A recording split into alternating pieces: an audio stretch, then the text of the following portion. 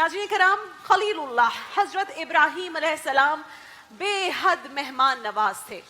इतने मेहमान नवाज के आप बगैर किसी मेहमान के अकेले खाना नहीं खाते थे, और अगर कभी मेहमान नहीं आते तो उनकी तलाश में आप दूर तक निकल जाते थे कि मैं मेहमान ढूंढ के लाऊं और अपना खाना अकेले ना खाऊं, शेयर करके खाऊं मेहमानों के साथ। इतना ख्याल रखते थे। उसे अपना मेहमान बनाते, जिसे ढूंढ कर लाते और फिर उसके साथ बैठकर हमेशा खाना तनावुल फरमाया करते थे। अब उलमा को हजरत इब्राहीम अलैहिस्सलाम की मेहमान नवाजी के हवाले से मैंने हमेशा ये वाकया बयान करते हुए सुना है, तो मैं आप लोगों के सामने पेश करती हूँ। वो वाकया कुछ यूं है कि एक रोज हजरत इब्राहीम अलैहिस्सलाम के घर एक मेहमान आया। आपने उसके सामने खाना रखा, बहुत मोहब्बत से, शफकत से उसने लुकमा तोड़ के मुंह में डाल दिया। पहला लुकमा मुंह में डाला तो हजरत इब्राहीम अलैहिस्सलाम ने कहा कि बिस्मिल्लाह तो पढ़। ये सुनकर उस शख्स ने कहा कि मैं तो अल्लाह को मानता ही नहीं, तो मैं बिस्मिल्लाह क्यों पढ़ूं?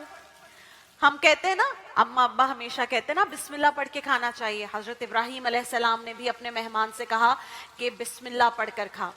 जब उस शख्स ने कहा कि मैं तो नहीं मानता अल्लाह को, तो हजरत इब्राहीम अलैहिस्सलाम ने कहा कि ठीक है, फिर मैं तुझे खाना नहीं खाने दूंगा।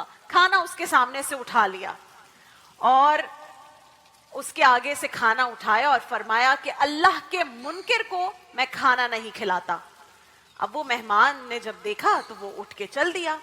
अभी दरवाजे तक भी वो मेहमान नहीं पहुंचा था कि जिब्रील अमीन आ गए और कहा कि अल्लाह फरमा रहा है, ए इब्राहीम, मुनकिर तो वो मेरा था, मुनकिर तो वो मेरा था।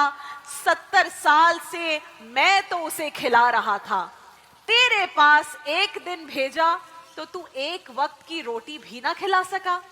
उसे वापस बुला, उसे खाना खिला। अल्लाह अकबर।